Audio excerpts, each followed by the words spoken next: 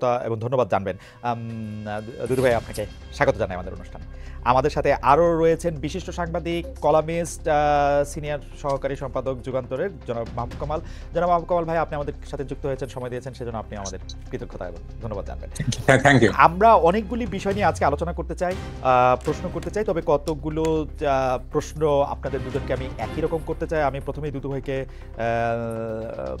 জানতে চাই, দুদু ভাই আপনারা কবে নির্বাচন চান? আমরা খালি শুধু ডেটটা, আপনারা বলেছেন বিভিন্ন সময় বিভিন্ন জায়গার কথা, আপনি কি মনে করেন যে কবে নাগাদ নির্বাচন হওয়া উচিত, এইটা আমরা মাহবুব কামাল ভাইয়ের কাছেও শুনতে চাইবো। তারপরে আবার আপনার কাছে আসছি আমরা, এক দুই লাইনে যদি জবাব দেওয়া সম্ভব হয়। দুদু ভাই, প্রথমে আপনাকে ধন্যবাদ, কামাল ভাইকে শুভেচ্ছা। আর অনেকদিন পর আপনার সঙ্গে এমন একটা অনুষ্ঠানে আসতে পেরে আমি নিজেও ব্যক্তিগতভাবে খুশি যে আপনার অনুষ্ঠানে শুধু আমি দেখি, কিন্তু অনেকদিন কথা বলা হয় না। তো যাই হোক, 2 নম্বর হচ্ছে আপনি যে প্রশ্নটা করেছেন, আমার দল এবং আমি নিজে ব্যক্তিগতভাবে মনে করি একটি পরিবর্তনের মধ্য দিয়ে আমরা এগোচ্ছি। বিশেষ করে জুলাই এবং আগস্টে যে পরিবর্তন, ইতিহাসখ্যাত একটা বিষয়, সেই পরিবর্তনের মূল বিষয়টি হচ্ছে আমরা কত দ্রুত বা কত কম সময়ের মধ্যে গণতন্ত্রের উত্তরণ ঘটাতে পারবো বা আমরা যেতে পারবো। সেই গণতন্ত্রের উত্তরণের জন্য একটা নির্বাচন খুব জরুরি, এবং সেই গণতন্ত্রের উত্তরণের জন্য যে নির্বাচনটা, সেটি আবার গত ফেলে আসা যে 3-4টা নির্বাচন হয়েছে ওই রকম যেন না হয়। অর্থাৎ ভোটের নামে তামাশা যেন না হয়। ভোটের মধ্যে হবে, যেন মানুষ সেখানে অংশগ্রহণ করতে পারে, তার পছন্দের প্রার্থীকে সে ভোট দিতে পারে, এই বিষয়টা নিশ্চিত করতে হবে। তো আমার মনে হয় বর্তমান যে সরকারটি আছে এবং পরিবর্তিত পরিস্থিতি, সত্যিকারে একটা ভোট করার মতো অবস্থায় দেশ আছে, মানুষও আছে। 3 নম্বর হচ্ছে কতদিনের মধ্যে এটা সম্ভব?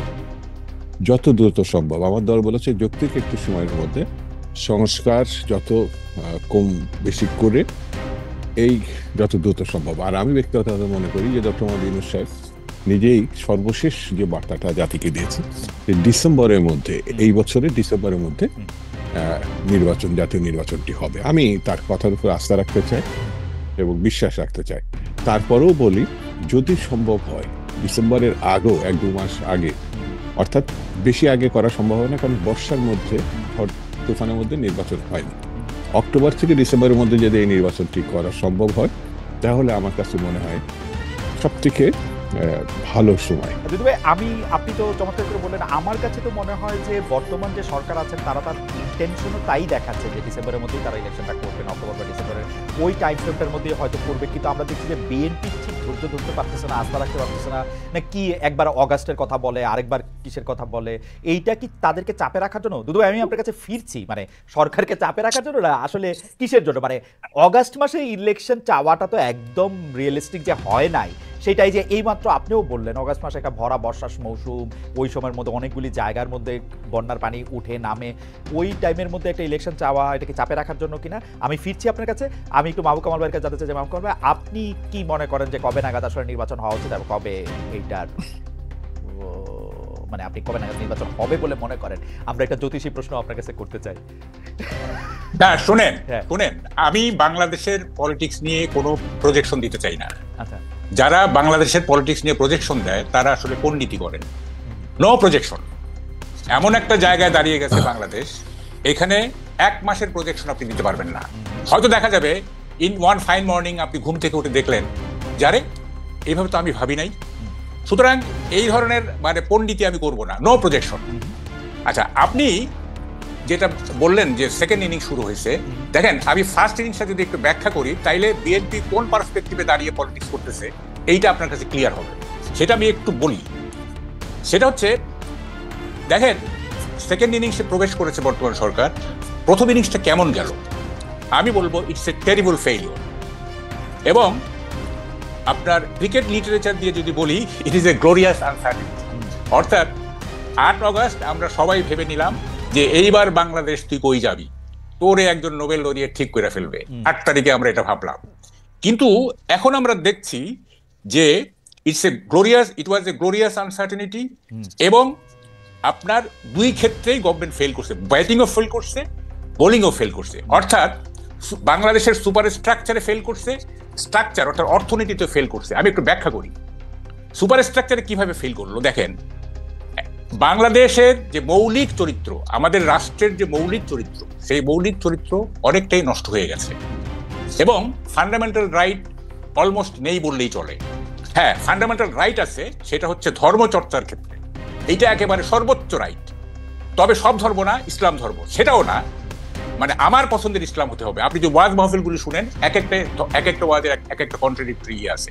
সুতরাং আমার পছন্দের ইসলাম চর্চার ক্ষেত্রে সর্বোচ্চ মানবাধিকার প্রতিষ্ঠিত হয়েছে, বাকি সবগুলোতেই মানবাধিকার 90% লস্ট। দেখেন কি হচ্ছেটা কি, বসন্ত উৎসব, লালন উৎসব, নাট্য উৎসব, ঘুড়ি উৎসব, নারী ফুটবল, স্যানিটারি ন্যাপকিন, আপনার ভিন্ন মতের বই সব বন্ধ। কিন্তু মাহবুব ভাই, আমি একটু ছোট করে বলি। প্রথম কথা, ভিন্ন মতের বই বাংলাদেশে গত 50 বছর ধরে সবসময় বন্ধ হয়ে আসছে, এটা আপনি আমার চেয়ে অনেক ভালো জানেন। দাউদ হায়দার, না ঠিক আছে, আচ্ছা ঠিক আছে, না না ঠিক আছে, স্টল দেওয়া হয় না, স্যানিটারি ন্যাপকিন ওরা আবার বেচবে বলছে, দিবে, কোনো সমস্যা নাই। শুনেন, এগুলি আমি পরে ব্যাখ্যা করবো, আপনি আমার তো আপনার তো সময় নাই। এমনকি দেখেন উৎসব পালনের জন্য যে ফুল, সেই ফুল আমি আজকে একটা স্ট্যাটাস দিছি, ফুল তুমি আর ফুটবে না, যদি দলিত মথিত হতে চাও তাহলে ফুটবে, কিন্তু আমাকে কোনো দোষ দিতে পারবে না, ফুল তুমি আর ফুটবে না। দেখেন কালকে কি ঘটছে, এই বাচ্চাদের স্কুলে বাচ্চাদের আনতে যাওয়া হয়, সেখানে মহিলারা গিয়ে একসঙ্গে বসে চা খাচ্ছিল, সেটা নাকি মহিলারা একত্র হয়ে চা খেতে পারবে না, তাদেরকে ওখান থেকে উঠিয়ে দেওয়া হয়েছে। তারপরে এখন কি দাঁড়াইছে যে বাংলাদেশে ঈদ ছাড়া, ঈদের উৎসব ছাড়া আর কোনো উৎসব পালন করা যাবে না। এবং এখন দেখেন এমন একটা অবস্থা দাঁড়াইছে যে আপনি যে কোনো কাউকে আপনি ভিকটিম করে ফেলতে পারবেন, যে কোনো কাউকে, এনিবডি ইন বাংলাদেশ। কিভাবে দেখেন, মানে একটা ইংরেজিতে একটা কথা আছে, if you want to kill a dog give him a bad name. আপনি জাস্ট একটা বদনাম দিয়ে দিবেন, এই তুই ব্যাংকে টাকা রাখছিস, তুই সুদ খাস, তোর কল্লা যাবে, এই তুই রোজা রাখিস নেই কেন, তা আপনি বললেন যে হ্যাঁ আমি তো 2 বেলা ওষুধ খাই, চলবে না, বাস ভিকটিম হয়ে গেলেন আপনি। এরকম একটা অবস্থা দাঁড়ায় গেছে বাংলাদেশে। এবং দেখেন এই মানে আরেকটা বিষয় না, আমি যেটা বললাম যে আমি আবার আসবো আপনার কাছে, আপনি যদি ইলেকশনটা আপনি কবে চান সেটা যদি একটু বলতেন, আপনি প্রজেকশন না করতে চান, কারণ এই ব্যাপারগুলি খুবই গুরুত্বপূর্ণ বিষয়গুলো আপনি বলতেছিলেন যে আসলে না একটু না, এইটু না বুঝলে হবে না। তো ইলেকশন দিয়ে কি করবো আমি ইলেকশন দিয়ে কি করবো? আপনি জানেন স্ট্রাকচারের অবস্থা কি, মানে অর্থনীতির অবস্থা কি, ডু ইউ নো? আপনি তাইলে আপনি কেন শুনেন, আমাদের চোখের সামনে নির্বাচনের উঁচু দেয়াল, তাই আমরা পুরো বাংলাদেশটাকে দেখতে পাচ্ছি না। You are concentrating on the wrong point. I would rather say আপনি concentrate on the right point. হ্যাঁ, কোথায় মূল সমস্যাগুলি কোথায়? আপনি ইলেকশন দিয়ে কি করবেন? এই যে সংস্কার করতেছেন, এত কিছু করতেছেন, পলিটিক্যাল অ্যাডজাস্টমেন্ট না থাকলে, বিএনপির সাথে অ্যাডজাস্টমেন্ট না থাকলে, পলিটিক্স অফ অ্যাকোমোডেশন না থাকলে এগুলোর কোনো মূল্য থাকবে? 72 কনস্টিটিউশনে কি আছে? একটা ডেমোক্রেটিক কনস্টিটিউশন, পুরি রেস্ট অফ 4th অ্যামেন্ডমেন্ট, পুরি rest of unconditional power of Zia and Ershad, পুরি রেস্ট অফ 15th অ্যামেন্ডমেন্ট। একটা জেনারেল মনে করলো যে আমি টেক ওভার করবো, কনস্টিটিউশন সেটা আটকাইতে পারবে? সে তো ভাববেই না, কনস্টিটিউশনে কি লেখা আছে সেটা ভাববে না। আপনি কেন কনস্টিটিউশন নিয়ে এত কিছু চিন্তা করতেছেন, এত শ্রম দিচ্ছেন? আপনি পলিটিক্স অফ অ্যাকোমোডেশন করেন, আপনি পলিটিক্স অফ অ্যাডজাস্টমেন্ট করেন। তাইলে মাহবুব ভাই, আপনার সাথে কিন্তু আমি কিছুটা একমত যে আমরা আসলে যে ইলেকশন চাইতেছি, ইলেকশন চাইয়া যে আরেকটা দল ক্ষমতায় আসবে বা কয়েকটা দল ক্ষমতা আসবে, এতে আমাদের কি পরিবর্তন হবে। কিন্তু আমি প্রশ্নটা করে রাখতে চাই মাহবুব ভাই, আপনি যেই ব্যাপারগুলির দিকে আপনি দৃষ্টি আনলেন, যে আপনি বললেন যে আমার ব্র্যান্ড বা আমার আর্ট অফ ইসলাম আমি পালন করতেছি, সেই অধিকার প্রতিষ্ঠিত হয়েছে ওয়াজ। তো আমি যদি বেশিরভাগ লোক তাই চাই, আমি যদি বেশিরভাগ লোক মনে করি রমজানের সময় আমি দোকানপাট বন্ধ রাখবো এবং অন্য কাউরে আমি খাইতে দিব না, বেশিরভাগ লোকের যদি ওইটাই চাওয়া থাকে, আমি এটা বন্ধ কেন করব? আমি শেষ করতে দেন। From religious point of view কেউ বলতেই পারে যে আপনারা রমজানের সময় এটার পবিত্রতা রক্ষা করেন, এবং আমরা হয়তো মানলাম, কেউ মানলো না, এটা করতে পারে। কিন্তু মানে কোনো কিছুতেই আপনি আমার নিজের মত জনগণের মত বলে চালাইতে পারেন না, unless it is validated by referendum or it is validated by election, তাই না? আমি যেটা বলছি সেটাই যে জনগণের মত, এটা আপনি বলতে পারেন না। হ্যাঁ, রমজানের সময় পবিত্রতা রক্ষার জন্য যদি বলে আমরা মানে এটা মেনে নিব, আচ্ছা ঠিক আছে, এটা ধর্মীয় পবিত্রতা, সেটা ঠিক আছে। কিন্তু মানে অ্যাপার্ট ফ্রম সাম রিলিজিয়াস মানে ইস্যু, অন্যান্য যে কোনো বিষয়ে আপনি বলতে পারেন না যে এটা জনগণের চাওয়া। জনগণের চাওয়া বলতে গেলে আপনাকে রেফারেন্ডাম করতে হবে এবং আপনাকে ভোট করতে হবে। আপনি বলে দিলেন আমি জনগণ, আমিও তো বলতে পারি যে এটা জনগণের চাওয়া, তাই না? আচ্ছা কারণ ভাই আমি আপনার কাছে আসি, আমি একটু দুদু ভাইয়ের কাছে একটা গুরুত্বপূর্ণ ব্যাপার নিয়ে আসি, তাহলে আপনার ইলেকশন নিয়ে আমি এবং জনগণের চাওয়া নিয়ে, কারণ আমি বিশ্ব রাজনৈতিক নেতৃবৃন্দ গত 200 বছর ধরে যারা তা দেখি তাদের মতামতই তারা জনগণের মতামত বলেই চালায়, এটা বাংলাদেশেও চালায়, এটা মার্কিন যুক্তরাষ্ট্রে এখন আমি যেখানে বসে রয়েছি ট্রাম্প সাহেবও বলতেছে গাজার মধ্যে সে একটা সুপার বিচ বানাবে, মেক্সিকোর মধ্যে ওয়াল দিবে, এগুলি সবগুলি জনগণের নামে সে চালায়। সে বলে যে এটা একটা কালেকটিভ ইচ্ছা, আমরা সবাই মিলে আমেরিকারে বড় করবো, তাই তো করে, একটু সুন্দর করে করে আর কি। এটা নিয়ে আপনার মতামত আমরা একটু শুনবো। আমরা একটু ইয়ার কাছে যাই, দুদু ভাইয়ের কাছে যাই। দুদু ভাই, এই মুহূর্তের খবর হচ্ছে কুয়েটে ছাত্রদল বৈষম্য বিরোধী দফায় দফায় সংঘর্ষ, বিজিবি মোতায়েন করতে হয়েছে।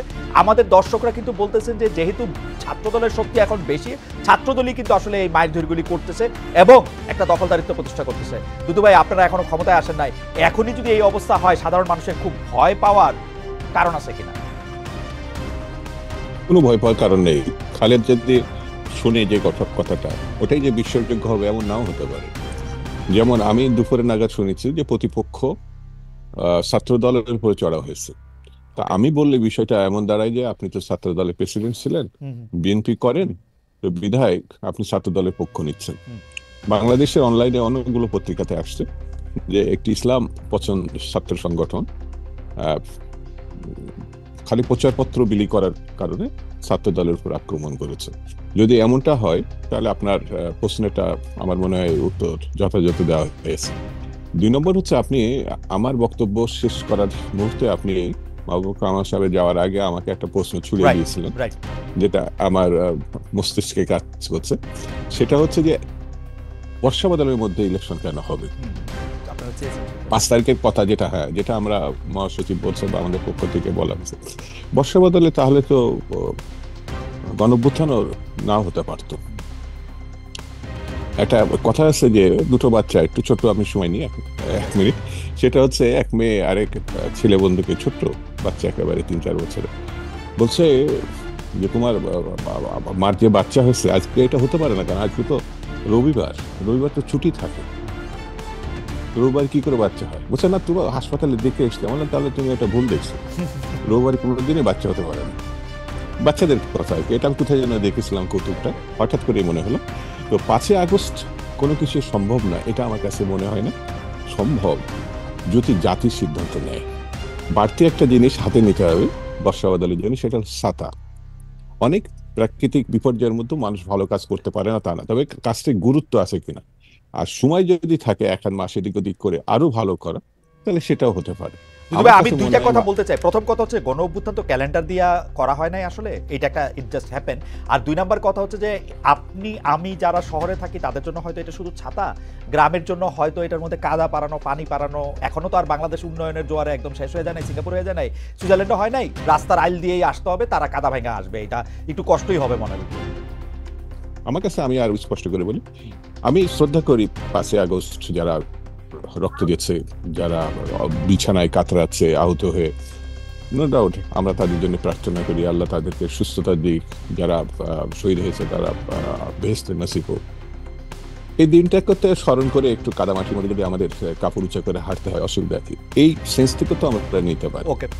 ঐতিহাসিক ঘটনা ঐতিহাসিকের মধ্যে দিয়ে নিতে পারি। আর 2 নম্বর হচ্ছে যে শহরের মানুষটি যেটি উপভোগ করে, গ্রামের মানুষ বাধ্য হয়ে রাস্তায় নামে। কাদামাটি তাদের কাছে তো কোনো ফ্যাক্টরি না। তো আমি সেই প্রসঙ্গে যাচ্ছি না, আমি মানে জাস্ট 5 আগস্টের কথাটা বিএনপি যখন বলছে সেটাকে ইয়ে করার জন্য আমি মাহবুব কামাল সাহেবকে উদ্দেশ্য মানে আমি তাকে বড় বিষয়টি সমর্থন করে বলি যে এটা তো একটা বিরাট পরিবর্তন। আমরা পছন্দ করি আর না করি, অনেক জায়গায় অসামঞ্জস্যতা আছে। তারপরও 5 আগস্টের আগের ঘটনা থেকে কিছুটা হলে তো স্বস্তির মধ্যে আসছে, কিছুটা হলে তো ভালো একটা নজির আসছে। বাকি খারাপ কাজটা তো আমরা একটি নির্বাচিত নেতৃত্ব তৈরি করতে পারলেই, যেসব মানে খারাপ দিকগুলো আমরা প্রত্যক্ষ করছি, দেখছি, যার সংখ্যা কিন্তু 3-4% ঘটনা। আমি 2টা বিষয় আপনার একটু দৃষ্টি আকর্ষণ করতে চাই। আপনার আগের বক্তব্যে আপনি এটা বলছেন যে এটা আসলে যাতে একটা গণতান্ত্রিক সরকার ক্ষমতা আসে সেজন্য এই আন্দোলনটা হয়েছে, এবং একটা অগণতান্ত্রিক সরকার যে 15 বছর ধরে চাইপে বসেছিল তাদেরকে সরানো গেছে। কিন্তু ঘটনা হচ্ছে পাশাপাশি তো এই প্রশ্নটা আসলে করতে হবে, আপনারা যে সেম আরেকটা ওরকম সরকার হবেন না, এইটা তো আসলে কোনো গ্যারান্টি নাই। আর 2 নাম্বার হচ্ছে আমরা তো দেখতেছি যেই জিনিসগুলো নিয়ে মাহবুব কামাল ভাই সবচেয়ে বেশি উদ্বিগ্ন, এই জিনিসগুলি নিয়ে আসলে বিএনপির পজিশন কি? আমরা জানি না তো বিএনপি কোনো পজিশন আদর নিছে কিনা। মাহবুব কামাল ভাই আমাদের নিশ্চয়ই পরে আলোকিত করবেন যে এইটা নিয়ে সবচেয়ে বেশি কামাল ভাই কনসার্ন, সেটা বিএনপির পজিশনটা কি আসলে? কারণ আমি একটা মিনিট আসতেছি, শুধু পজিশনটা শুনে আসি। আপনি যেগুলিকে আসলে তুলে ধরছেন এবং আমার উপর একটু বিরক্ত হয়েছেন, আমি মাঝখানে আপনার একটু থামাইছি, এইটা একটু দুদু ভাইদের পজিশনটা একটু শুনে আসি যে পজিশনটা কি উনি স্পেসিফিক বলছেন। খুব সহজ, যদি মাথা কাজ করে। জি, আমরা শেখ মুজিবের কাছে আর যাই করি রক্ষী বাহিনী প্রত্যাশা করি নাই, আমরা একদলও প্রত্যাশা করিনি। তার মতো একটা এত বড় নেতার কাছ থেকে আমরা দুর্ভিক্ষ প্রত্যাশা করিনি। তিনি আসার পরে এরকম একটা ওলট পালট এবং যা ভয়ঙ্কর এবং বিভৎস বাংলাদেশ হবে, এটাও আমরা প্রত্যাশা